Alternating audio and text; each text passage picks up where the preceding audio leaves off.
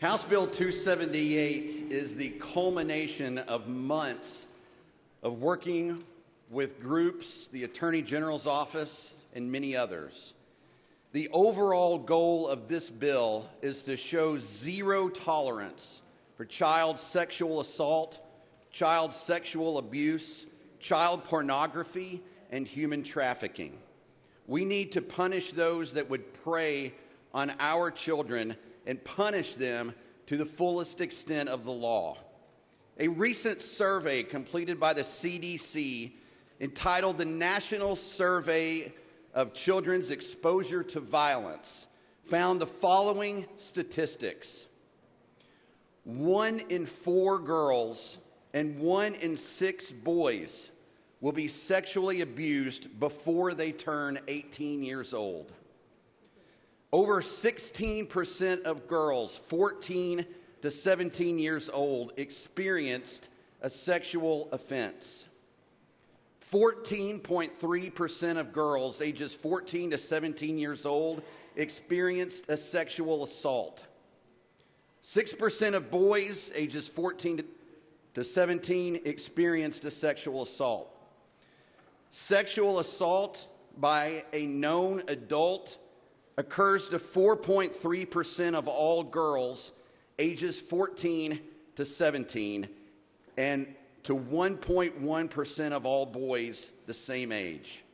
It also found that it is estimated that 325,000 children per year become victims of child sex trafficking.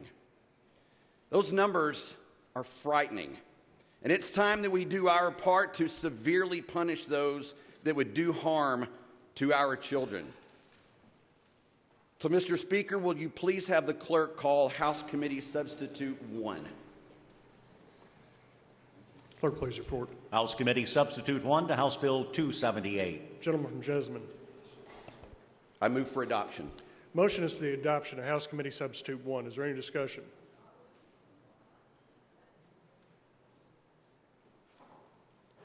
Seeing none, those in favor signify by voting aye. Aye. Those opposed, nay. House Committee Substitute 1 is adopted. Gentleman from Jessamine.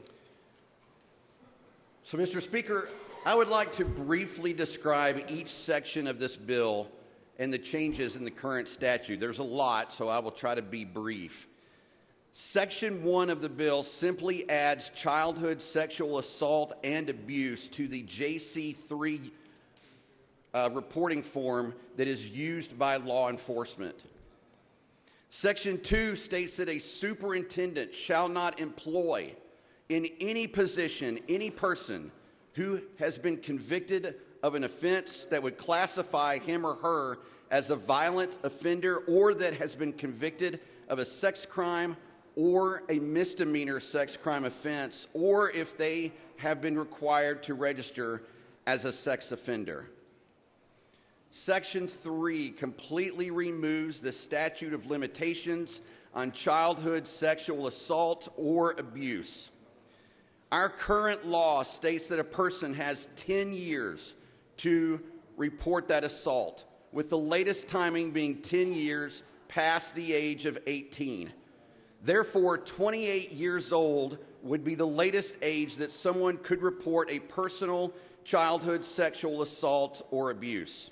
We actually now know that the average age that a person comes forward with that childhood sexual assault is close to the age of 40, well beyond our current statute. It is very important also to note that this provision in the bill is not retroactive and does not include those whose statute has already expired.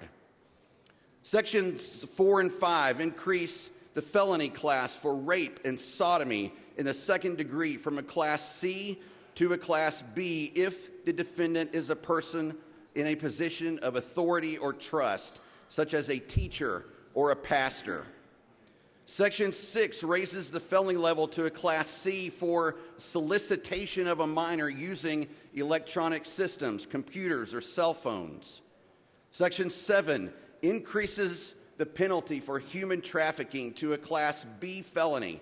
And if that victim is under the age of 18, it rises to a Class A felony, which is the highest in the Commonwealth. Section 8 raises the penalty for promoting human trafficking to a Class C felony, and if the victim is under 18, to a Class B felony. And Section 9 deals with the distribution of child pornography, removes the first offense stipulation for a lower sentence. HB 278 says that if a person is knowingly distributing matter of a minor less than 18, it's automatically a Class C felony. If that minor is 12 or under, it is a Class B felony. Section 9 also states that any person convicted under this act must serve at least 85% of the sentence imposed. So, Mr. Speaker, I move for passage of House Bill 278 as amended by House Committee Substitute 1.